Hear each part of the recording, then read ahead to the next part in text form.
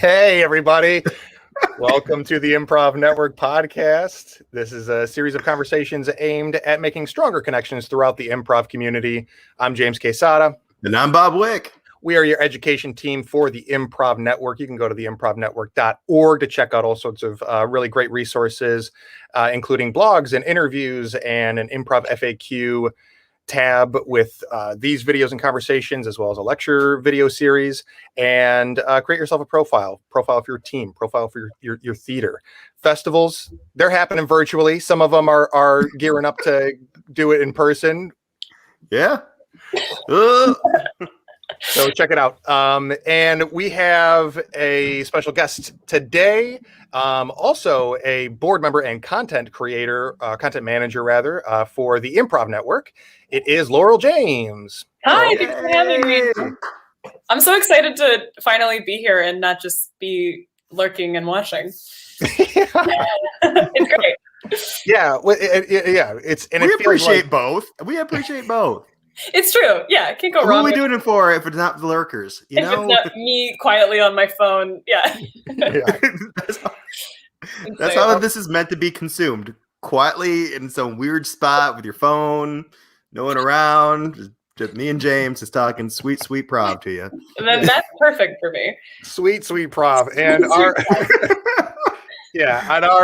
topic today is the sweetest of sweet prov conversations, which is yes and to just start with possibly the most cliche question you can open an improv conversation with.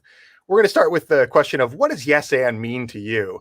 And really, obviously it's a topic that is so well covered and everything, but we just haven't done it on our show, and we figured it was about time. So I think we're obligated to cover this topic at some point. Oh yeah, you have to at least once say it per episode, if not cover it.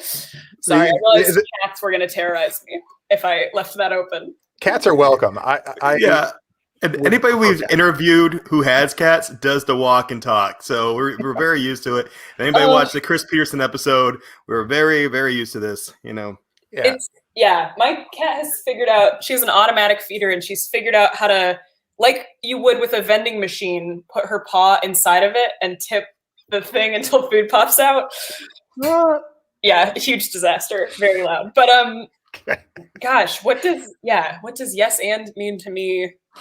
It's such a good question, because it is like the first thing you hear, I think, when you start doing improv, or it's like the one thing that everyone knows about it is that that's the rule. But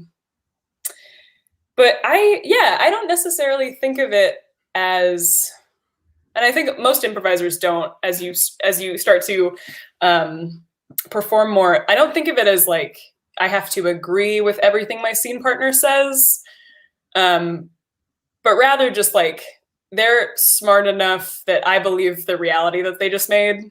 Like I'm saying, like, I'll pretend along with you. Yeah. I like what you're doing. Man.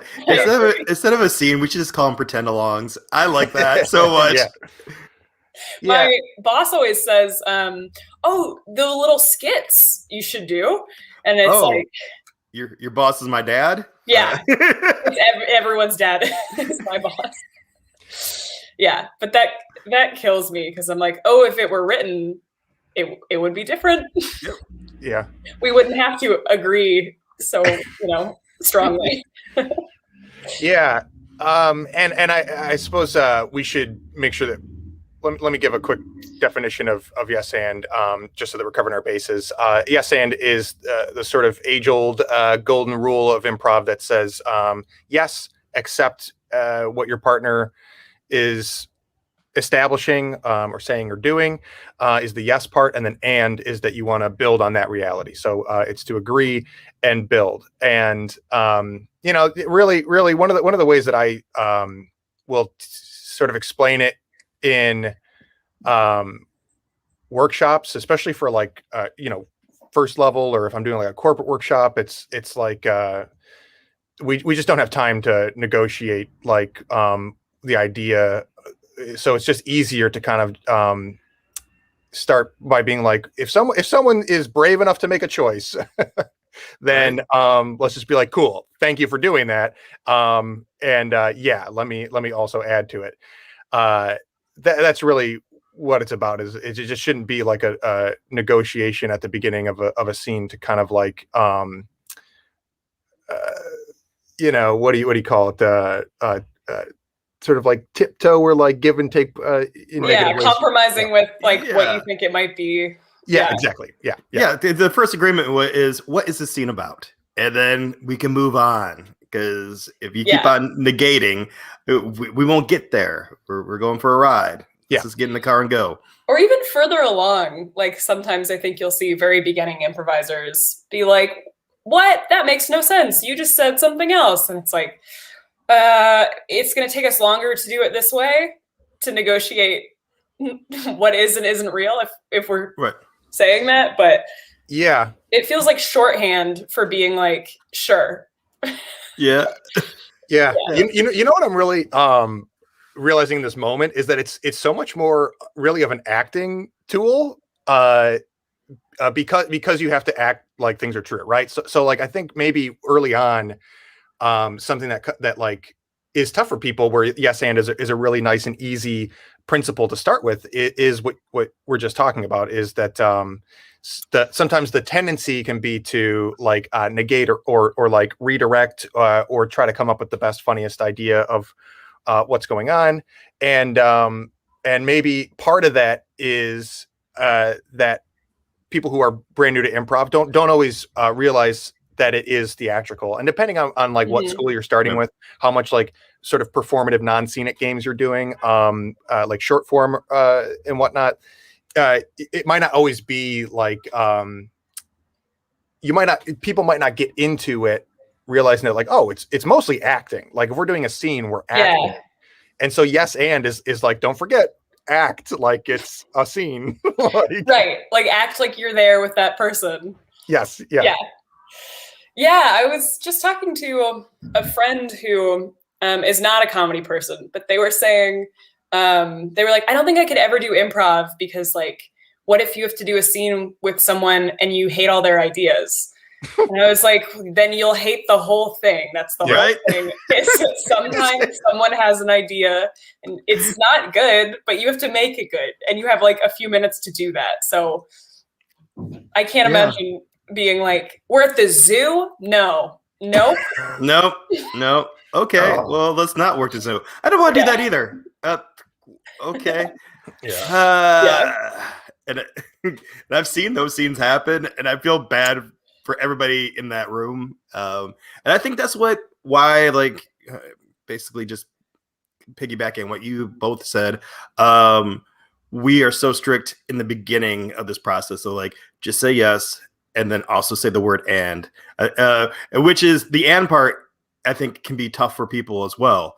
Because I agree, it's a good acting tool, but it's also a confidence builder, because if you're not comfortable, it's so easy to say no. So as soon as you have a couple of rounds of I have to say yes because that is my job, and it goes somewhere, then you feel a little more confident. Well, okay, I shouldn't judge this because I judged the past 5 and I was wrong. So I might not be the best judge, and I should just go along with it until something grows. Yeah, I never thought about it like that. I always think of like, oh, it's like shorthand for a concept, but I've never thought of it as training wheels. Like it's just what you have to go by for the first however long you're improvising until you're like, okay, then now I can think about yes and less. To become free range. Yeah. All right. Yeah. No more training wheels. Yeah.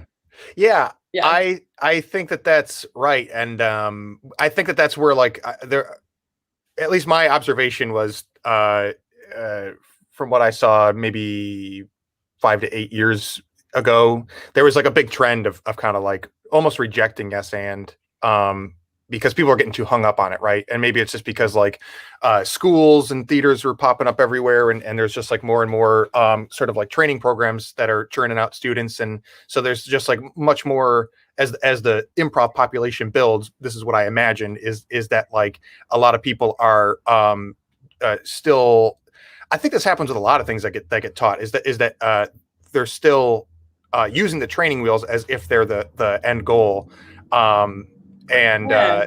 and never really like being like, okay, that was just to kind of like get you into a certain mode, or sort of like train your reflexes to a certain way of thinking. So yeah, I think there was a period where like there was a lot of sort of rejection or clarification that like yes and doesn't mean that you never say no in a scene, or that your characters never disagree.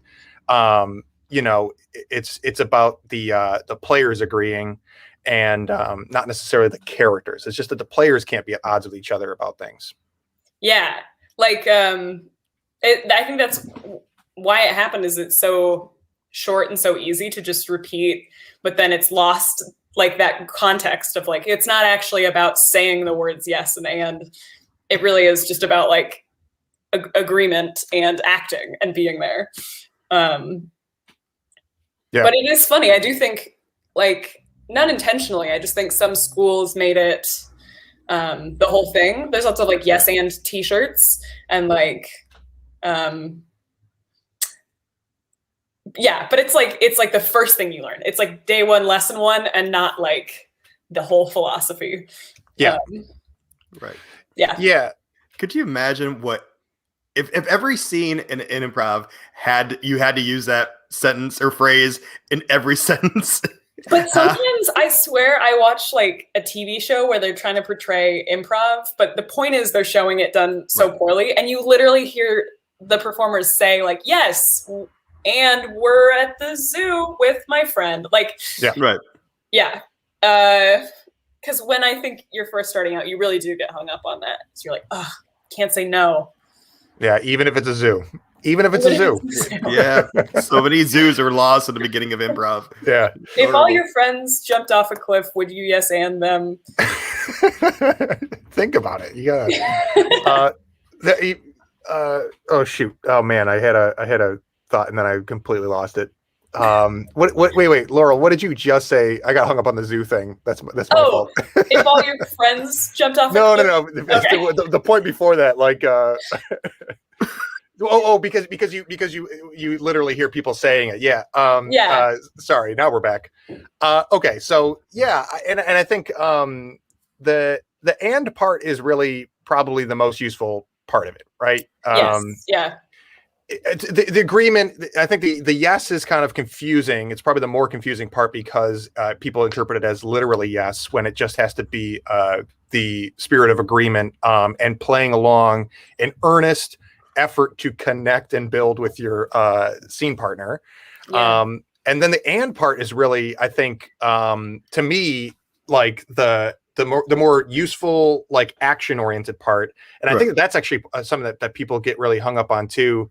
I know that I have spent like whole stretches or months just like trying to find the best way to add in a way that that is checks something off of our list in the scene that would be really helpful, but we don't have yet. So looking for what hasn't been established and being like just creating more context for the scene. Yeah, like the who, what, where.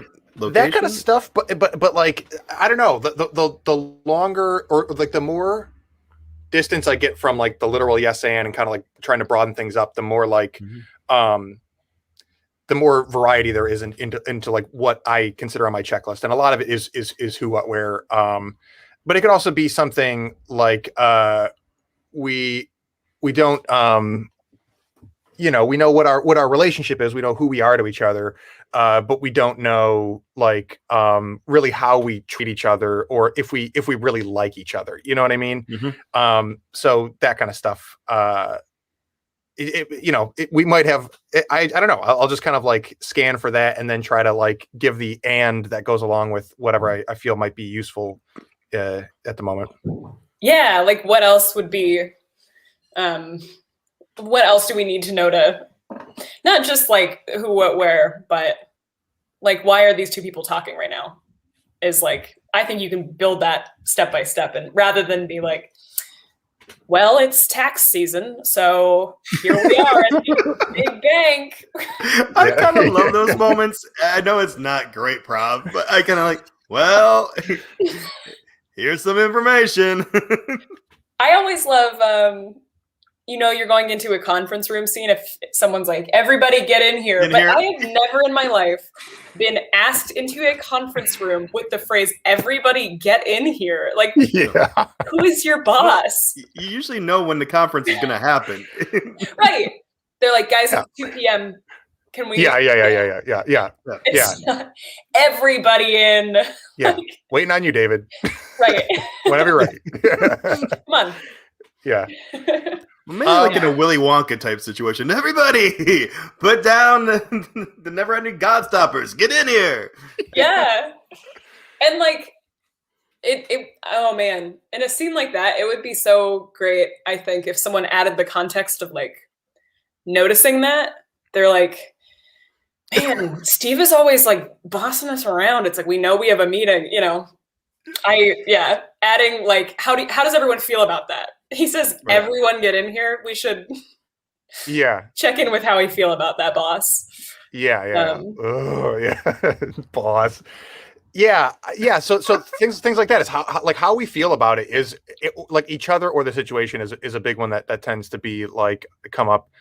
Another one is just even thinking about like the everyone get in here device is sometimes it's like, have we sort of leaned into like what layer of what we're doing are we going to lean into? Like, because you can play around with sort of being like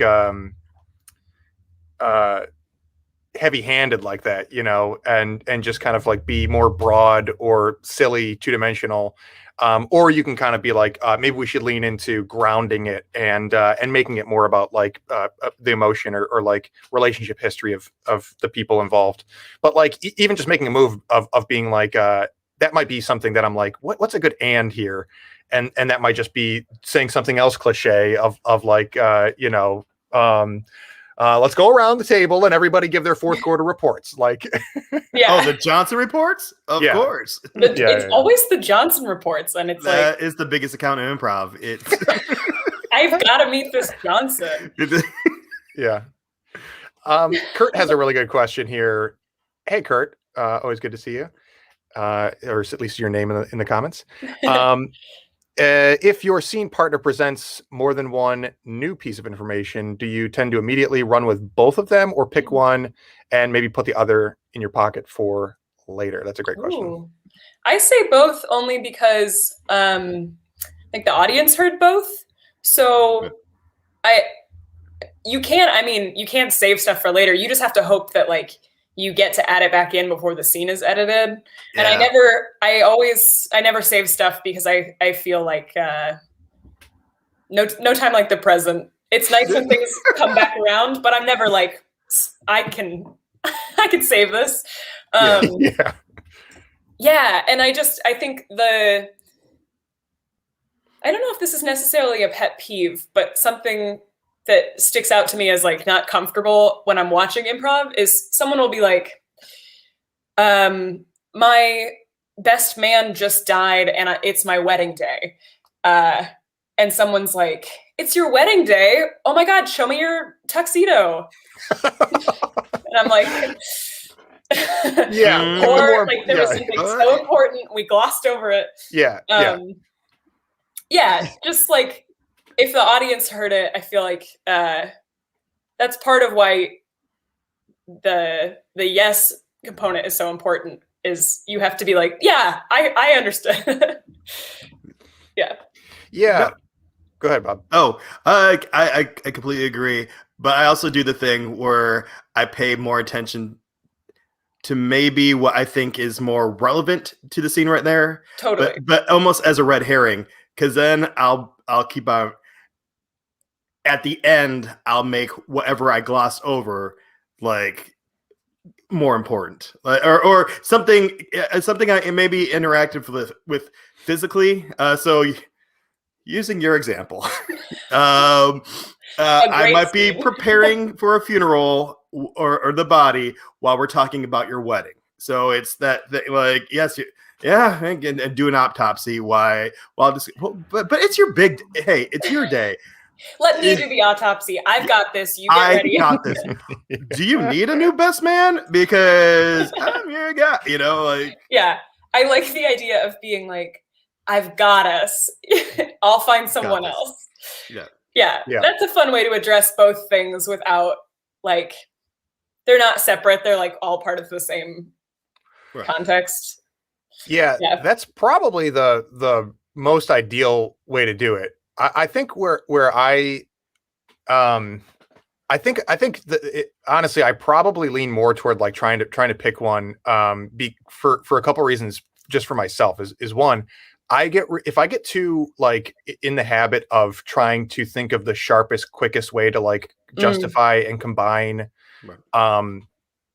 things, then I start being way too smarmy. You know, about how clever, like it just so I'll probably I guess I'm thinking about this more too in like a jam scenario where somebody's doing it like maybe just kind of rattling off a couple things, too many things at a time, and so maybe my instinct is to like simplify it just for the sake of connection with the person.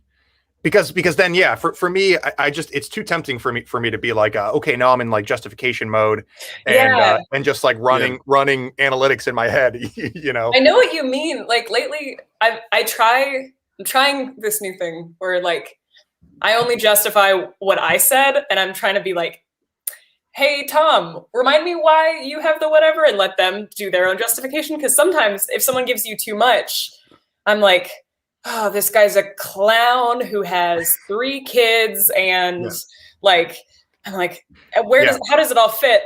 And I know what you mean. It's like, you can't decide which to, you affirm all of them, but you're like, what do I pursue in the scene? And that can be tricky because you end up justifying what they've just said. Yeah. And if you're like, the health inspector's here, and also I crashed your car. I'm like, I don't know. Maybe also it makes sense as an option just to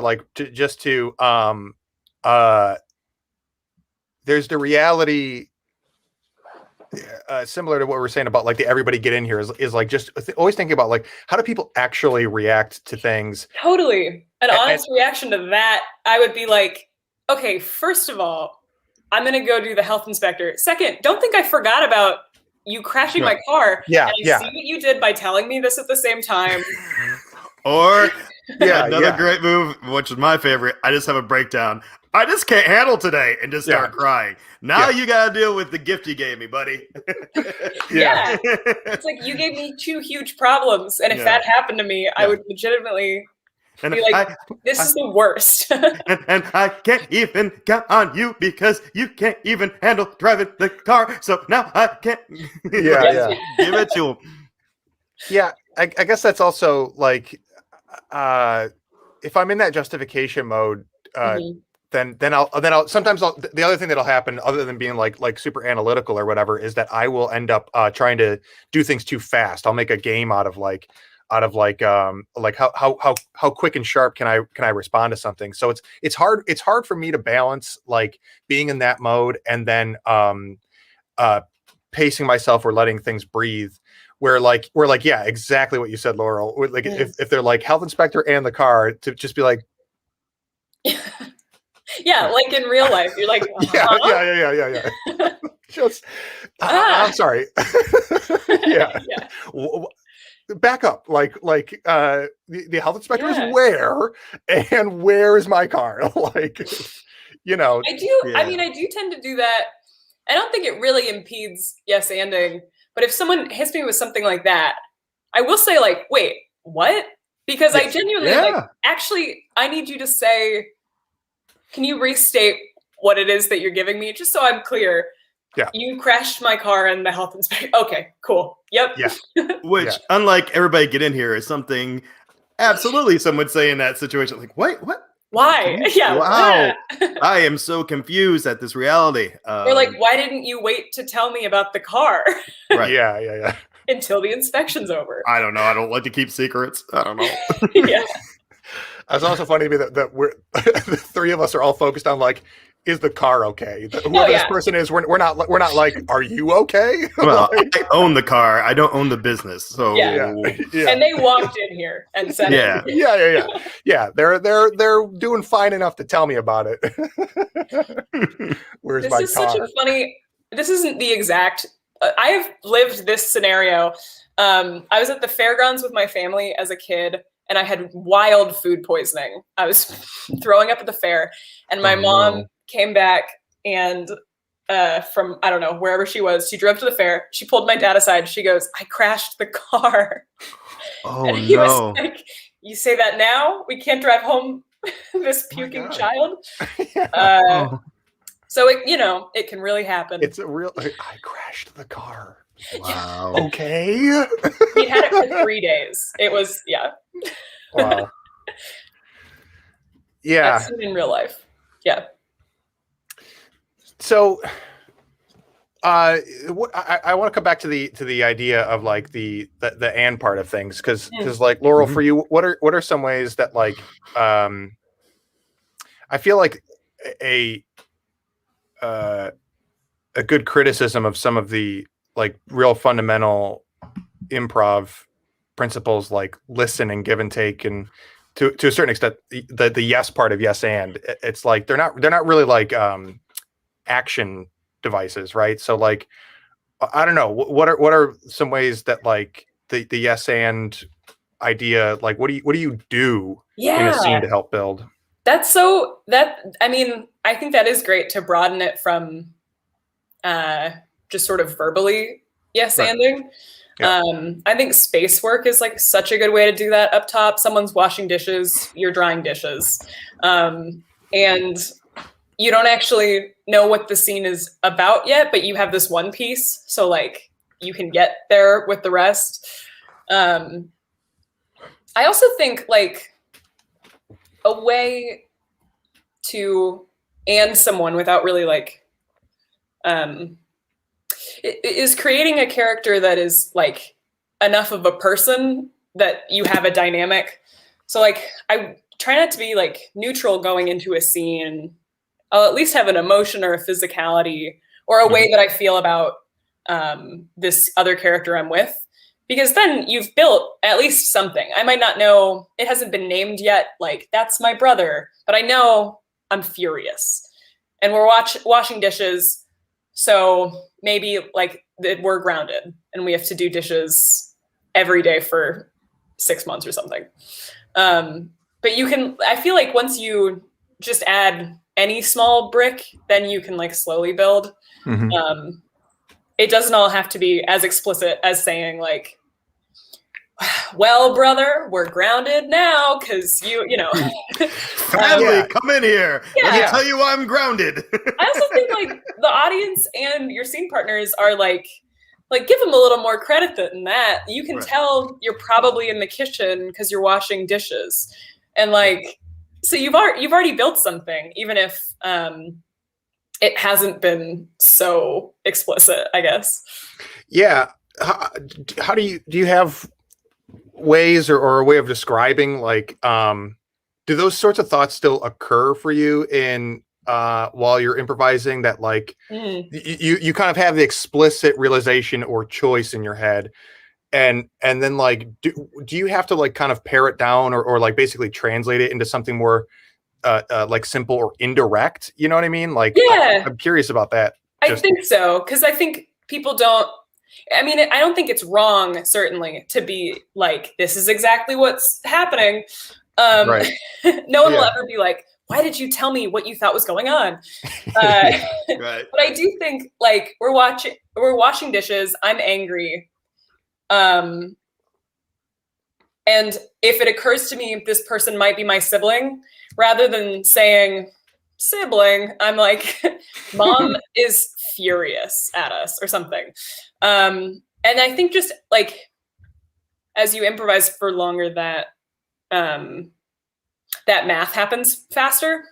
You don't really think about it so much. You're just like, how could I deliver this information in a way that someone would actually say it? Yeah. It goes back to like the acting portion of it. Yeah. Tom, you are my brother. I am older than you. And when our parents, who happen to be the couple who made us, come in here, who also grounded us for that thing we did.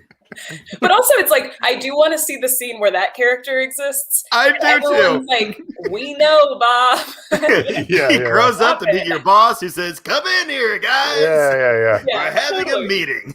Yeah. Yeah, I guess that really is what it comes back to, is that you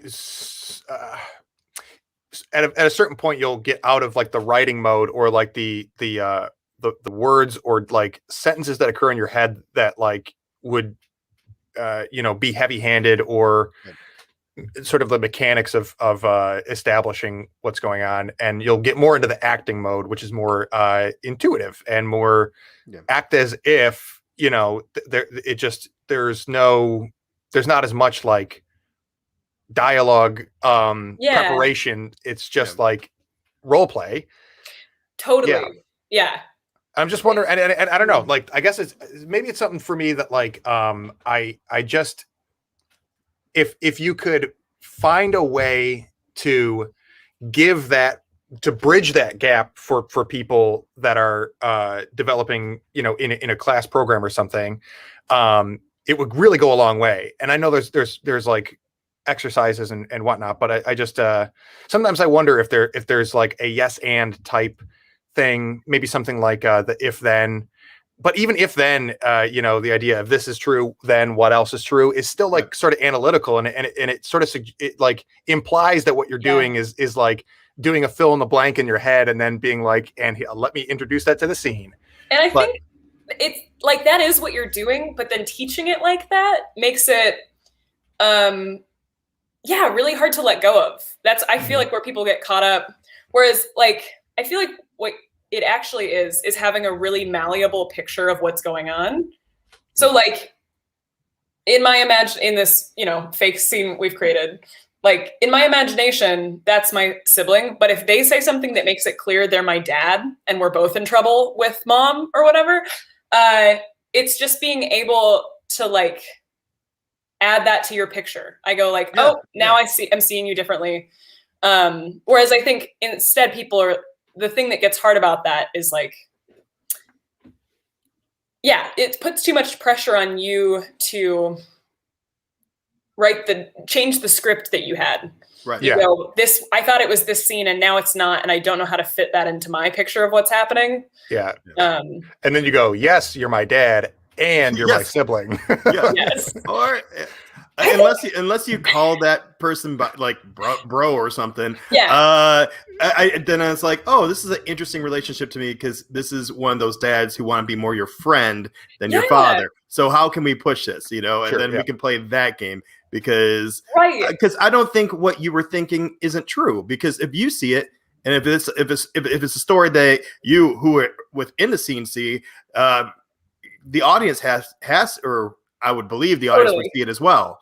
So these things are true. Let's take your peanut butter and my jelly and make a sandwich. And then you can do a tag out where you see the scene where the dad sits down and says like, hey, I want everyone to call me dude. Don't call me dad anymore. I don't want to be, Papa. I want to be, hey man, call me champ. Like this dad who's really trying to pal around. Yeah. And then you get to find out more about those characters. I don't think it's like a mistake that maybe something was misinterpreted, but it's like, oh, now we know what else we can talk about. Yeah. this weird thing that you guys made. Yeah. Yeah, and I guess that makes me think of another way that yes and can sometimes kind of have a negative side effect, which is that I don't know. I try to always operate on the assumption that the people I'm playing with are intending to to connect and make something, that nobody's maliciously being like, fuck you and your zoo, man. Yeah. I haven't seen too many of those players. Wrong thing. Yeah. But sometimes too much yes and can kind of lead to a little bit of like a frustration or like a sensitivity to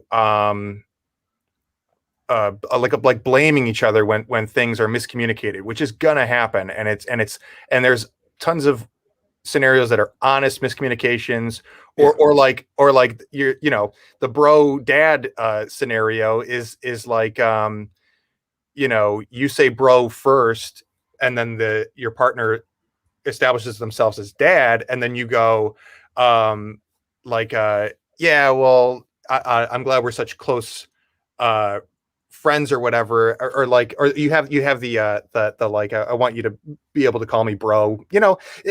There's just some scenario where like the person who established dad didn't catch that you called them bro first and doesn't know why you're trying so hard to justify the bro comment. And then after the fact, you're like, I said bro first, and then your scene partner is like, well, you weren't yes-anding me. And it's like, you weren't yes-anding me because you didn't listen. Which you should say, oh man, I'm so sorry, I didn't hear that. And then just like, oh, we'll do better next time. I do feel like a huge thing in improv should be just being like, well, that was a wash. Next time, I'll hear.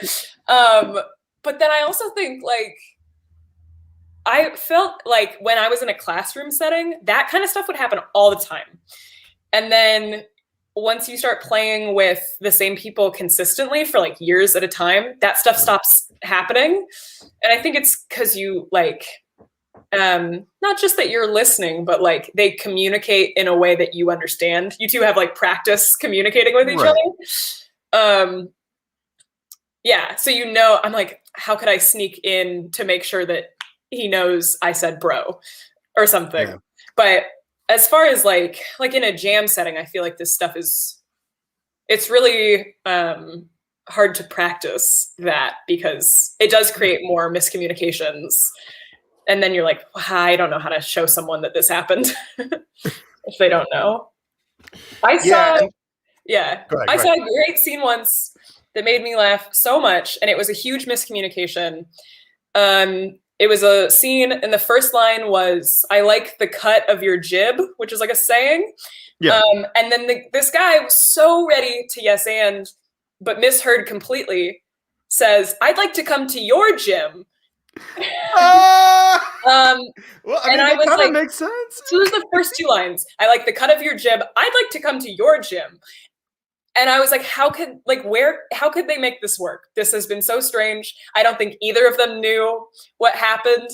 And just like line by line, you get to see a scene where he's like, you should come to my gym. I like the cut of your jib. Yeah, I love my gym. You should come. Hey, they'll like the cut of your, you know, and just making the scene about the fact that it happens. Because like we can't ignore that's like a 1 in a million miscommunication. And everyone saw it, so letting that actually like be the scene, I think, is fine. Right. Yeah, and just like it, sort of celebrating the things about improv that are unavoidable, that are part of just human nature, right? Like we don't need improv to have scenes that are more perfect than life, right? Yeah. Otherwise we would have written them, and like there would be no miscommunications. Yeah.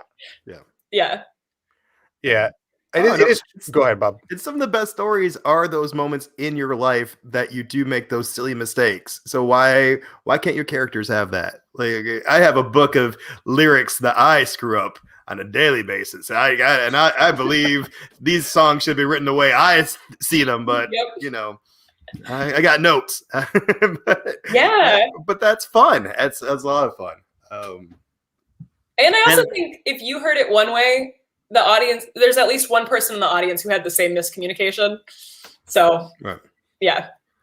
And it's almost like you should strive for perfection, but almost push yourself not to be perfect in a way. Like, because if you're doing perfect all the time, then you're probably doing something, I don't know, formaic, like just, hey, I got this character. It's untouchable. We can just play as long as I'm this guy or whatever. We're gonna be fine. We're gonna get him. Yeah. I know all 5 of my favorite games to play within the scene. We're gonna hit all of them. It's gonna be great. Like, this is one of Bob's 5. Yep. Pick one. Anyone. It's gonna be good. This is tried and true material. Yeah, that could be kind of tough too. Yeah, but I guess it really does all come back to like are the people that are playing together sincerely trying to connect, or is it like, is this person shoehorning something in, or yeah, I think that's the main thing, right? Yes, and is almost like far less necessary if you already get along and like each other. You've yes-anded each other as people on some level. Yeah, and I think like you can fall into the habit of one person's always initiating, which means like they're the first person to add something to the scene, and maybe just switching that up so that like you're taking turns who is doing the yes-anding. Like, that's the only way I think playing with people that you have that connection with can go wrong, is that you fall into patterns. But even still, if you're aware of them, it's easy to break it up. Yeah. I also think about like sometimes you'll have people who are friends beforehand that like start classes together, right? And they like play really great together. They're not like worried about it, but and then like, so yes and then is just, again, much more of like an acting or like a tool. It's like, really, people could play together that like each other, and not have any kind of coherent scene, and just be like giggling the whole time about it and having a blast. And it's like, and then really you see that like yes and doesn't matter that much once you have that. It just becomes kind of like if our goal is more scenic, theatrical stuff, then like this is a helpful kind of tool. Yeah, I like that, because that means that yes and, or like that concept is sort of built for playing with new people and in a classroom setting. Like, but you don't have to think about it once you've established that. Yeah. Well, then the general like thing of yes and just becomes a road trip with your buddy. Because how easy are those bits? And they don't make sense, but if you can figure out a way to translate them to the audience and make them obtainable that way, like, oh, what a good time, Yeah. I feel like maybe that's why, I mean, you're hanging out with your friends and you're like, oh man, we're so funny. We're so cool. And it's like, well, you guys are yes-anding each other. You've established that what the other person says isn't trash and that you should listen. Yeah, and you also have like more fun. You can kind of like poke fun, if somebody says something like something incorrect or whatever, makes a claim that's like, where are you getting that? Like you can just kind of like push back at each other a little bit more playfully, which I think again happens in improv too, with like being able to have characters that disagree, but like playfully having that happen and not. Yeah. The famous game, or the go-to game of, I'm just going to repeat exactly what you just said, but in a different cadence, so you feel a little dumber right now. Yeah. I did a festival and we had this scene really early on where my scene partner, Chris George, said he did a push-up and then proceeded to describe something that clearly wasn't a push-up. And I was like, wait, what do you think a push-up is? I need you to show me. And it's not me saying I don't believe this character doesn't know what a push-up is. Like, I'm agreeing with what's going on. Right. It's like, I want to establish that this is a man who does not know what a push-up is. And how much fun is it to be in that scene versus being like, what? You're crazy. Or just like glossing over it. Like that's where like Yes and can kind of like gloss over something that could be like really fun to stop and play with. Right. Yeah. Or you can make the choice of like, just going along with it and then crafting an entire world where that's just one of the rules, is that push-ups are actually pull-ups, and you know, it gives you more. Yeah, there's so many options. It could either be yes and you're right, or yes and you think that and I don't believe you at all, and we're just gonna have this push and pull tension throughout the scene. And I mean, both are very valuable, and you could totally do either one and there'd be great scenes. Yeah. And they're all really, I think, the same. They're all still saying yes to the reality and adding to the reality. Yeah. Yeah, that's where Yes and goes from being like the whole range of something so specific to really like all encompassing. You know. Right. Yeah. I love the analogy of the road trip, Bob, because it really is like well, Yes and is like a road trip that flies by because of the people you're with. Yeah. Not having Yes and is like a road trip that takes forever and nobody's really talking that much. Right. It's a road trip with your parents or something. Yeah. We're not listening to the same music, or we don't want to play the same games, you know. That's a good one. The music is a great analogy for that. Yeah. You're like, let's just agree on the genre of music we're listening to. Yeah. Yeah. Or everybody gets a cut of the drive. Yeah. Yeah. It's something. It is. It's like sometimes you got to be like, okay, we're gonna listen to your music, and I'm gonna be here for it, because we're all in the same car together. Like, we'll do your thing for a while. Yeah. Otherwise, you're just like hitting shuffle. And it's also okay not to like the music that your friend is playing. You know, that happens. Like, but you agree you're hearing it. This is. Yes. You don't try to sing your own song over it. This is happening. This is Cheeseburgers in Paradise. Might be for you, not for me, sir. Over and over. I had a roommate who would do that. Not a fun guy. Oh man. Yep. No, we've all had that roommate. Yeah. Constant. If everybody goes full Jimmy Buffett, I'm out. That's my one rule. I'm sorry. That's a lifestyle I can't get into.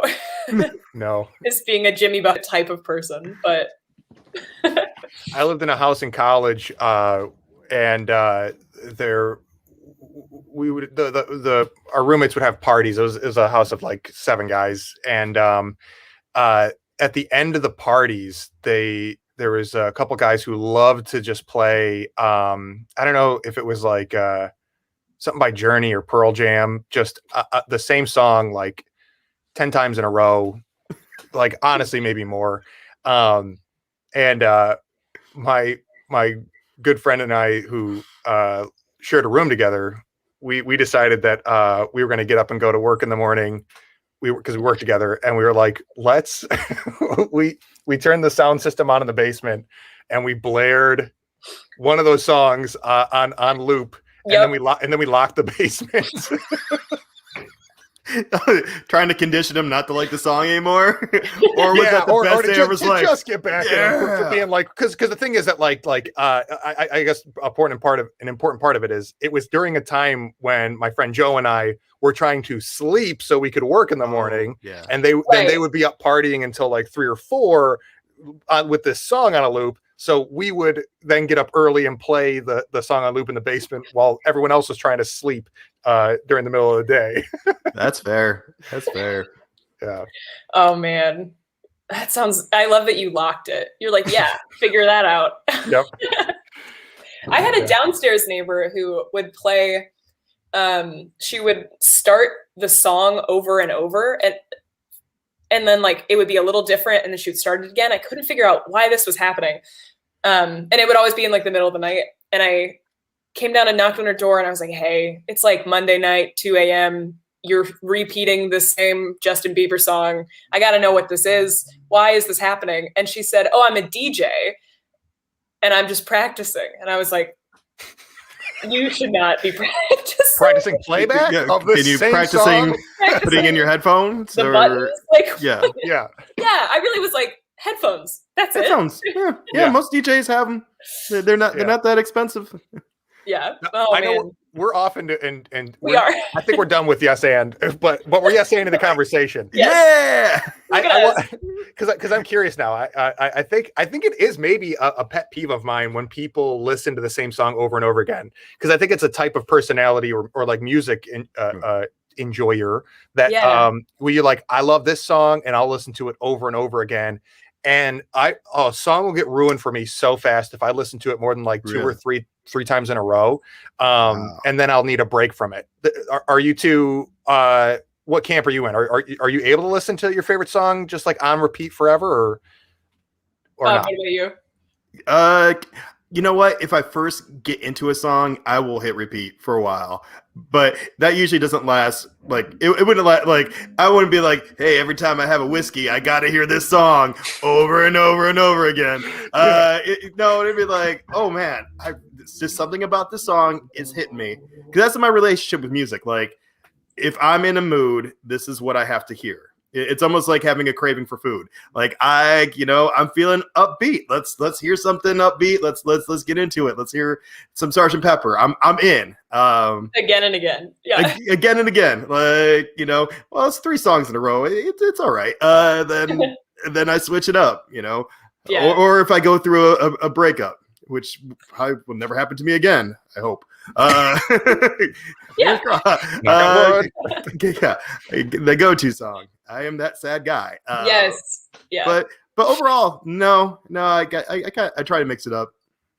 I think similar. Like I'll repeat a lot, but then once it's ruined for me, it's ruined. And if I ever hear it again, I'm like, that song is so bad. Why did I listen to it all the time? And I feel embarrassed because I think, James, you're in the majority, which is people who are like, stop playing that.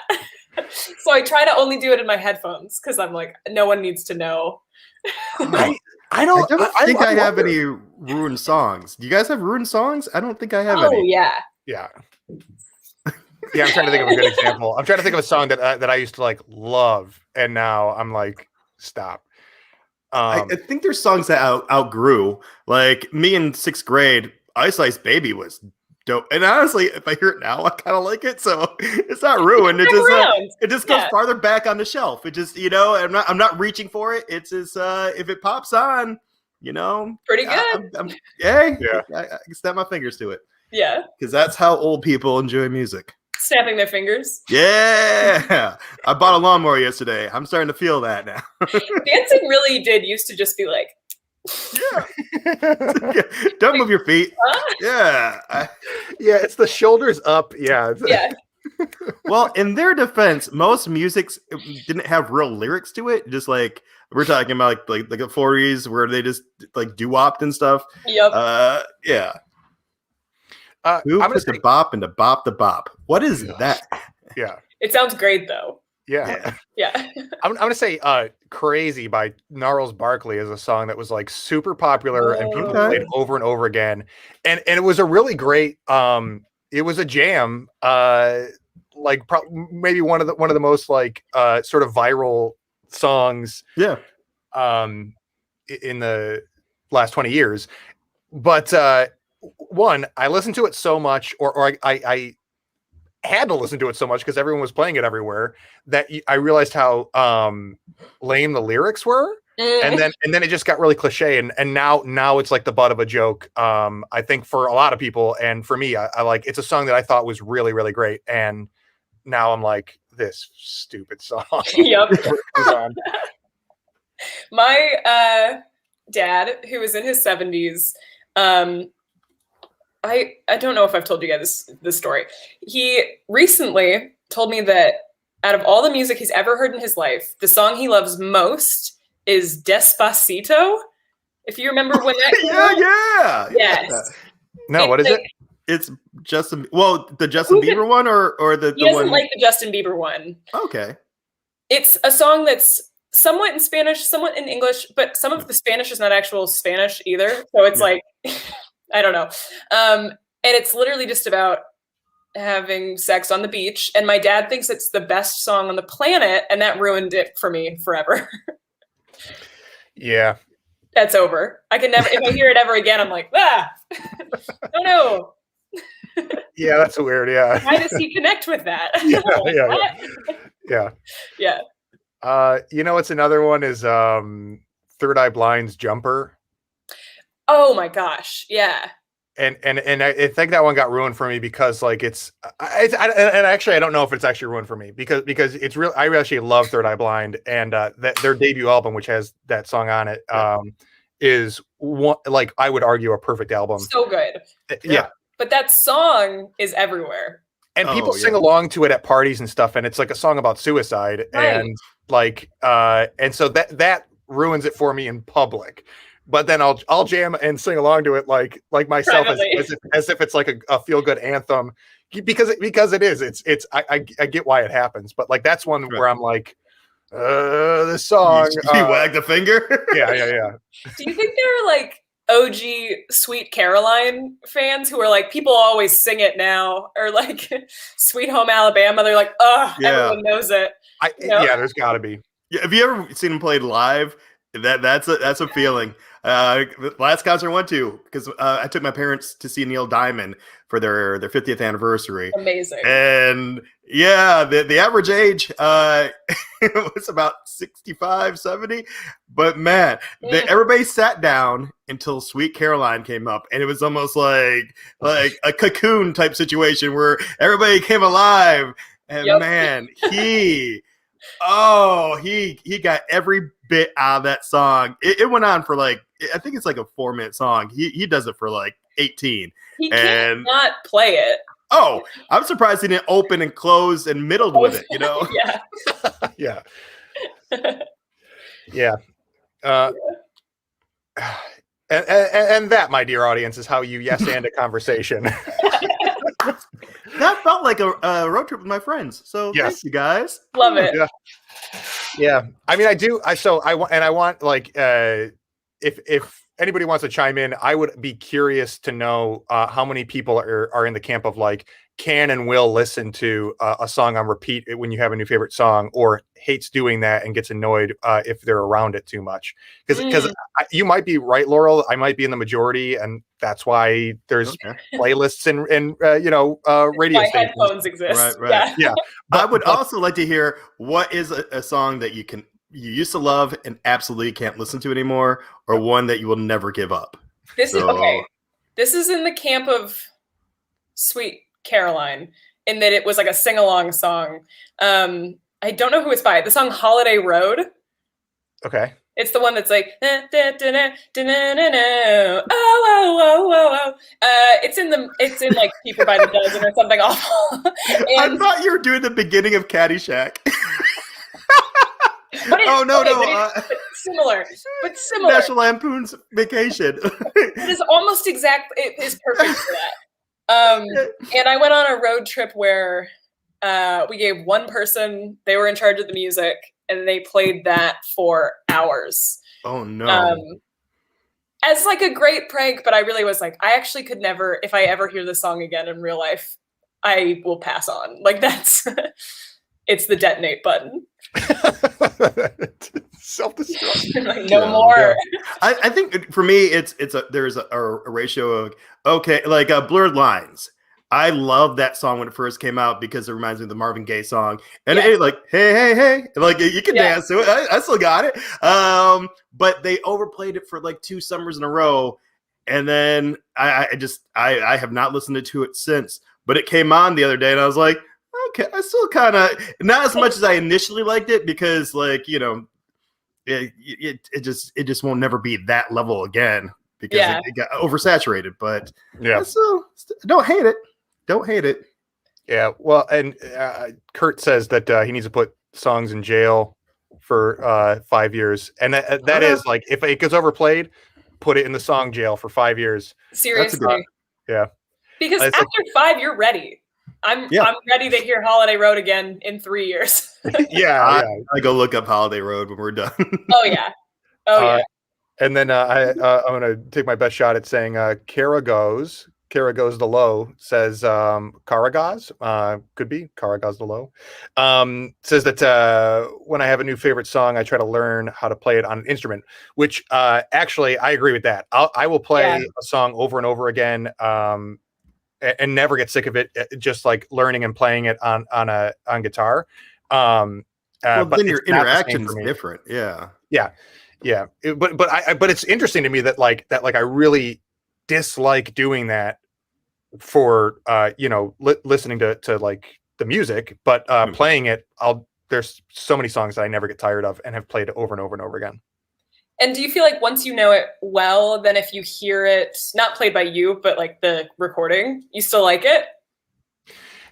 Yeah, in fact, it makes my appreciation for it better. Yeah, yeah, because you understand like all the pieces of it. And yeah. I think it's almost like how you watch improv. Like when I first started, I just, oh my god, how they doing this black magic? And then you get more familiar with the art, and it's like I appreciate different things in this scene. So I appreciate when you both misheard each other and just said, I like the cut of your jib, and I would love to go to your gym.